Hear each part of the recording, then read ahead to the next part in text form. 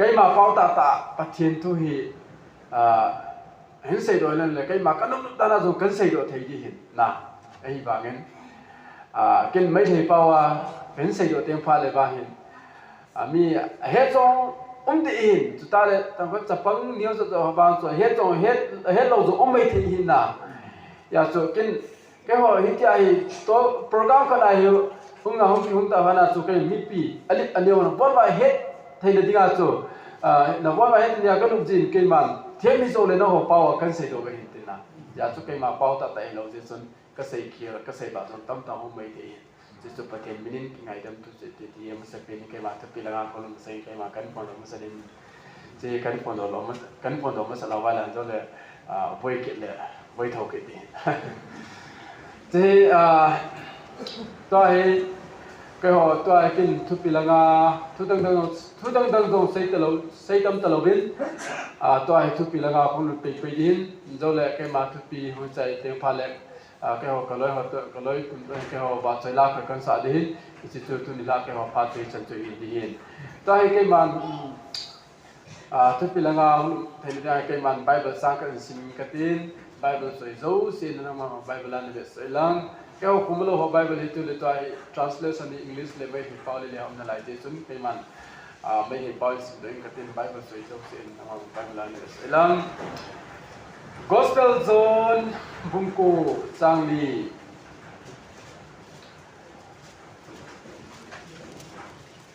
Nungthil oiringai sida aibu thabirakwa ibungo mahaki thaudang ikoina pangthokadabani kana amattana thabak suba ngamloi taba ahingi matamdo thumlagadawri suni pechan solpa nai to de hibechang koi machana to thelona jan pungthumgi tahi sona daute sargamalem पृथ्वी खुदिमा कुशन बिदना खुदिमा पुंगा कुशन बिदल ले बाइसोर प्रभुना कुंग खैली तना थासरे मरम दिन हालन सिबे की मरम मदना नना खै बु फमस्त कुशन बिदना हजि नना हाग सुसोर नना नहा की अपो वपो सिंग थोक सगदरे नसीना नना हाग नंग थोक दरि खुदिमा नहा की अनि बा पाम मदना थोक मो मंदियो अमदि ताय बेचल नाउ सिंग सो लेम न मांग दन नहा की सरगले बाकी दमकता अपब मरु अमदि अपब महियरु एंदियो अदना Naki kaya lansin zabani sir Paulo katiyo amen. Ci Bible hi amasa suni pesan sofa nai to di beta koi masa na to thelo na jan pung thung di ta hi ti amasa su ka te te ding ta sana na. Ayo Bible a zo si ayo Christian ho hin Bible Genesis apasa Revelation san tu pon sana chi sunga zo si ho ayo isim khal ho be se la na bana isim so ke ye ahin la to la hi ako chi pi ham ga ki te hale so pi tho ai ho pathin ye ho na ai ho Christian ho Bible hi isim chu isim bin ai ba hi atam zo ba hi Bible hi isim ba ai ba asunam tu sang tu ipi saydam ti agilang tu het pe selomia tam so hitan so video ai ti sai tu la ai ho Christian tam ta mi pe tinga bang chu Christian hi only traditional Christian ti tham na I mean mai me a Christian ya mi pe tinga so ai ba nga to do na pa tham do na pa ba chu Christian hi na duty to kitu loi chon dan to kitu lo wa hi ko mi tam ta hita so so na ai bangin che Bible a hi pi ti sinam ga tele soni pe chan so pa na ai to de be tang koi ma chan na to thelo na jan phung thung ti hi ta hi ti pan ja do ka sai ta pathinin mi hi nang le kai hi va no le se na hi sori ti ja u so na ham ga ta la e ho hi ama le ngam na to ding le ama lo pi ki fo do de hi pathinin va no le se na u so le na soni pe thi pi se na wa tele Leisit mi him te hin ko hi nang helang kai helang koi hi zong le leisit mi him hin ko hi iti le kisai di ham ti hi koi masa ki sei thi lo hi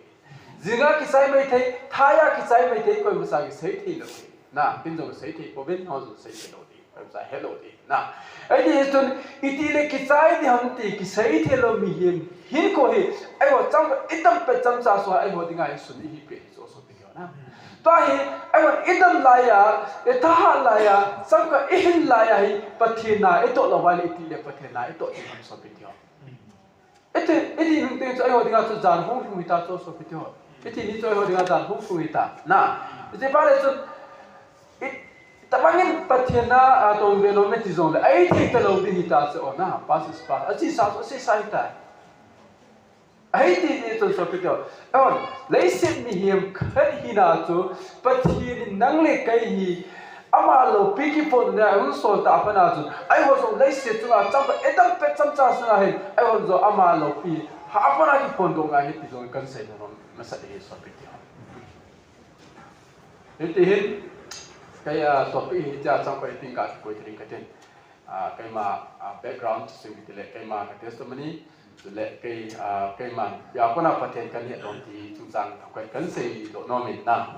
mi pin do he no ne ta san min cái ka background hi Hindu background na ko na kan ko do cái hin ta le cái ho cha ni nga Kevin pasal thum le no mai ni ka chunga pasal le min ko na no mai ni men tu le to hi wang sita ka chu kan le ka pa wang ta pon cái hồ in sunga dinga hi cái hi Christian masapian hi cái in chúng ta lại cái hi các bên apa sa itu hi humula wajah kau bên hi pon cái hi konunga kum som kau pa ahin melala tai pada hada ma kau damu hin hijab na chu thelung sena ta asal nga bang ki doin ahi banga che effect chu kamilanga sai tin ho khen mano hi ken ko ken mano tela chu ipi ka gel ham ka ki ta le lai se chunga homulo hi kai bo se ham chule kai ta bang lai se chunga kai na pe kan ham kai ma le kai ma ki thata ni ti san ge lu hi lu gel kan gel kha ai he ti sun homulo pom mi hi ti sun gen thei ta kom dai ta chun chỉ phải tập yala ko blind school khalo me hi chỉ blind school a ko na cho oza hon ka hon tabang student ko la hongi in jong chỉ to bunga hin khumulo sapang khalo me ti so se bida hi ama jo ka ho in mo zo in kan le ka pa ka ho na hon nin kan le ka pa ja so se pidinga na sa pa hi khom he ti a hi ti mo ko ko ne install ni khumulo zo le kha ki sim the hi ati ai bang kin kan ta san thelo na kin ka ta san thelo ya ka ta san thelo ga ki ta le hen iti khumulo kan iti le kha ki sim dang ti kai lu ge so nang hon zo hoi ta he ti mo so he ti me ta he ti mo ba tu ge me te chu iti khumulo kan iti mi ha lo kan le kha ki sim dang ti na mo zo ge me te ai ba ngin khumulo hon zo le kha ki sim te na khumulo le kha ya ki ki cha chau lu aki lo te pi hau ke ajem le ko ki he na hon mit ana ka wana se mehin ke hon ko na ka thamu ba ka se muhin asunga on bible helang chule education lang ti la ma zo se aki ki de ma cha ba class 10 san ko khumulo school so ma min ta la college 11 12 apa sa he ti khumulo college so ma po khumu to ta ka na ki kong ki je na pathin ma zo se po the bol mo ani lo hi na ai ti so ka ho khumulo bangin pathin ke ho khumulo ho jo le kha sim the de pathin ji ki gon pi ji ki dang ta ka na pathin bol mo i sa ani lo pathin ma zo se po the na ai bangin pehin amasa Christian tin kan he ha lo tin kan ta san kha lo kan ta san the lo hi ai le hi ti chun ke hi kan le ka pan sekolah tuan talun amasa les sunga khumulo hi kai bu se tam pya kan ki jo ji school pa to kai to khumulo hi tam ta ni ja so kan he o les sunga hi khumulo hi kai bu se poi ya so ji life la ko na so kan he wen ta le cha hi tin cha lun ga se le men poi la hong le kai hi he ti sun ko min ko mai kai o ji tabang khumulo le kha ho im zo se ka sim thei ta ti so ko min ko mai 2007 ko ma he phaya chingwei ro a ko Imphal Valley Baptist Church ki ka min ji Imphal Valley Baptist Church a ko na he ke o school a chon ji mai he reverend ho evangelist ho pastor ho ke o school a so course wala ho mi se hom na o chon ama ho na sata kai ko mai pathin thu hi ai le ai bang kin pathian thu cái đi kin kana ta san thei lo Christian cái đi kin kana ta san thei lo cái có mai ama kêu là wa cái school ozaon chuta le kaloi ka bolon ai loi pathian tu sai thiam ta tan có mà pathian thui ai hil jing ai bang kin kana ta san thei mong mo lo azo zana ko za te kharu ama chu cái có mai ps hak te le ba mi thu sai ta san thei lo chi Bible be simin tia so Bible khan ek pi ai banga chun kin Bible so kasim dia le so kamo koi je ai le ti some Bible kamo koi ya ke ho kum ko ke ho school winter vacation final exam chawa hin ke hon jing ta ba ko ini la che ti le tu la ta ba ko farewell ke bole to che farewell a so phal bilai je so ke ho school ka pass ma so mai ka ti wa cha so mai ke kyo cho ipi ka bol tam te le amasa ki ko sa te hari Bible pi so kin kala ba chi Bible so kin maya ka ki bola ta ahi bangi ape bena ba ka tunga effect ai le ma cha hum nai pon ko vai ka du le ka pa nu pe je ke in ka chi ta in ka chia in ka ron na he ke he man la wa ma sa ta mo ba se i ma cha zo lo he ma la wa so ka lu hum vai ji cha pa sa to la ka lu in cha pa sa ka lwa ka da mo cho ta ka lang hi ti don te lo ani te lo sa ta he ke ka da mo ka du le ka pa doctor thim ta ai lo le a za na ai lo le mai ba ki to cha na ai sin sai ai bang ko ma sa ka na ti ti so ko ma sa ni do ti lo ye ko ma sa ai jan dam do lo ye a si si pi je no ga te le kin ama tu thing Bible su maya ka hal kha je su pathini ka su ga punishment ai pi ji sa le sin mi hem te ni ma sa he do ti lo ye cha chu ka nu le ka pa no ka cha pa ba ni hin to pa de kin dong ke bang ka hin lo di tam te ke ka lo ge la kai ale hit na toy su ko min ale ni khai hi ka nu le ka pa zo no ama zo za ni akitol la ni ta pa na to ke zan chini to ki kai ta ka ki ge ta so lumna to ka ki zam ma ka lo ma kai ta ki ge le kai hi ipi ka su khel ja ipi ka to khel ja he kai hi san gai den ta so ke no ita ki ka ki ge ai ba gi ka ki ge ba gi so ka ki ya sa thai mo ta lo na kai ai le hit so ta ai le ka ki ge la ta chon jan kim la cho kin ipi kan ki ge do tam ka lo nga ipi ung ki la ham ga ni ta amasa kin Bible maya ka ha so chi kalunga chu ki la ta si kalunga chu ki la ngin se pa na chu kalunga hi ipyam pu gi na ti na lu nat na khan hi kalunga hi hung ki la ka re ta so pi de na cha chu kin amasa ka koma evangelist reverend pastor wa tinta ai le kaloi ka bolo ko za te hon pathian tho cha ahilla kin cha mithu se ta san te lo tu ke cha pa sa su ke he palai kamit hiu lo na changai kamit hiu lo kin pathian ko ma kin ka si po ma kan ge ko pathian ko ma ka ta ta pathian kan nei dam sa te pathian ka tho zo te pathian kin na thu tiang Bible maya he tai kan ha ka jing nei ka chunga punishment ni pathian to ba ka he chin tai pathian kan nei dam sa ta pathian kan nei dam sa pu pa le tu nya pa sa thi zo le nang ma na le kam na ka to de hi ken pathian ko ma ka taw na le ka ki tin na ka ni ka ki si pu ma ka mi hi lon pu ma ka lung ge pu ma pathian ko ma ka taw pa na so anjo wa doctor thiam ta tan mai bi tyo e lo le ai cha sa le jana ai jan dam zo lo chu kin pathian ko ma ka lung tiu ka ta sa pu bi ka pi da pathian ko ma ka taw pa so pathian ni ka na cha ta pa pathian ni dam sa le ji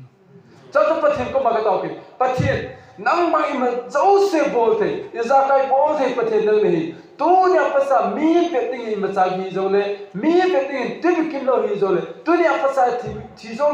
le nang ma na le gam na ka to di ka nu le pathian ko ma kin ka taw le me ti na ka ni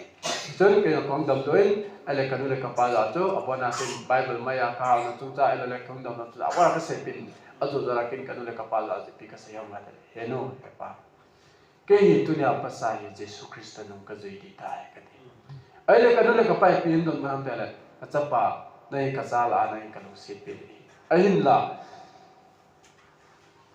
nang Christian nahi popala dunia pasai nahi kaca zo kasin lo de he ai ba pin kanu le kapala so kadon bani heno he pa ko pai naw he ti zun na gi ha zo le ko poi ai ba kai ba dunia pasa ti zo ne do le Jesus Christian nong je ki kai tai kati hin kan le kapala ya so pe skola ko lu kini he ti zun kai baptize ka sa nahi 2010 ko ma he ti anjang se Faya Chingmirong Fall Valley Baptist Church Teachu Pastor Livingston Konya Chama Ama Kamacho Baptist Salihin Sizawa he kai 2012 kuma pasahi voluntary ai tawkat pathian tu saya November 2018 sanko ja 2019 pasahi ti Blindness Gospel Ministry ti mai join kan bola tu de to ai jai ministry na pa ko he kai ma pathian kan he to na chu changa cham lamin kan sei to nam chi sani sai ta ka te kai pizza chi kan sei to ham ga ki pya le so pe ti ho za zo ka sei tai ayo leisen mi hem ti ho hi mi hem hi zat ni umin na zat ni umi pi ham ga ki te le kai pathian he ka tu le kai pathian he lo ka na ayo leisen mi hem ti ho to mit ni ini so kai din ipi ham kitele khachu ta san mi hi khachu thagau mi hi so bi hola tulai ho leisin mi him tamta ayo Christian tamta ta asalanga khumua thagau langa khumulo bi tamta ma hi kan so bi ho ichola chu kai hi tuni amasa kai tam khumulo leisi chwa ki lina pi kan dam kai male kai ma ki thata ngai ta ka ni ki zo ai ka gele ka ki pa ta na so pi ho na ta ko ka mulo la kala ka gele ka ki pa ta na ipija ki pa ang ga ki tele tu ni san me ya nang ho ta bang sul kai zo kho kam mu thaya kom na lai hi le tu ni ta bangin nang ho haun so a zo hi ta ba khon din da pathian thu zo ka sei ka lo me mi kilong ta ka mi phalo ta ka zulasa nya leise top sanai komana sona kai ni ko zo ki sai me the ta so jo aje so tu lai kham dong tam ta pathian nek tep sa pha him lo wa ai ko ki sai ka kham dong tam ta mi ta so je so i pya ko na ham de pathian hello ja leise top sanai komana adu ko mai komana adu dunya ni komanja so e cha so pha lo wa hin ko ba ya hitun mi tam tam mi so na ama wala zo pe jong kan zau kha me ni ai bagin pathirin elung sina ta asala ka ko kamulo bagin pathilan kala thagao na ko mu sai la kala ka gele ka pa ta nan so pe ho na etun ayo Christian ho di adis ayo Christian ho na tai vanoi le sina he pathin he nai lo sang ome zule pathian he zo sang ome me chu bung na sang li na ho va ne hi ve so wa chun na pa chu mi la va hen ati cho na so pi tyo na ho va ne hi ve ti nang le ke sai ni cho Christian nang le ke va ne se na pathian he na lo mi sang om hoi ama hola chai hoi mai ba pan de ga cho pathian nang ho va ne hi ve ti cho ai ba ne tu lai pathian he lo sang ai ho pathian he zo hi ho zo hi ta so pi tyo no langa ba om lo ke bo tam zo bet tu lai ben de la to zo ai ho Christian ho tam zo hi ta isai le la thiem sia ki na ai ama chu tu sei la thiem ki nam ga le ama ai Christian hoi mi mo pe na pang zi ki na ai Christian hoi thiem ki ta mi mo ki ta le a thiem pe na pang zi ki na pharak sara ga ho so yo Christian hoi ya chu Bible la Matthew bung sagi sang sum la kra chun pakai ti chan chu koi ban gam lo din koi hi zong le ama lu de lo bor babu se su ban gam di ti ai ti ai le chun so pi tyo ai wo sang ka idam la ya ihil la ya za sei ba bung chun sumi pe sai so pa nai to di hi beta ti chu ai won zo sang ka idam la ya ihil la ya pathian ne chai pyam ti koi tan Bible hi ta isim ban ko la ikya chu aman alung den vai so na ai ho I thi lung te ba in koi ki sai te phale van gam lut chu ai ho dinga phazo lo ham sa pe te ho tu ni ki kom chao ki kom nu te ho pa te ho na ho la he cái hồ bằng các thì nung tiếng pha lệ cái hình khô kỳ sai tiếng pha lệ cái hồ bằng van gầm các sùng lô hình về tạo một cái chỗ đó mấy đi là cái chỗ đó thì mình là giàu bằng giàu lâu đi chỗ nào bị dấu sẽ quay dòng lệ Christian lâu hồ non Christian lâu cái sân dòng cái hồ bằng thiên phai vô lại lệ thiên nung tiếng pha lệ van gầm cái gì chỗ nào yêu Christian ấy thì đâu rồi bị dấu xin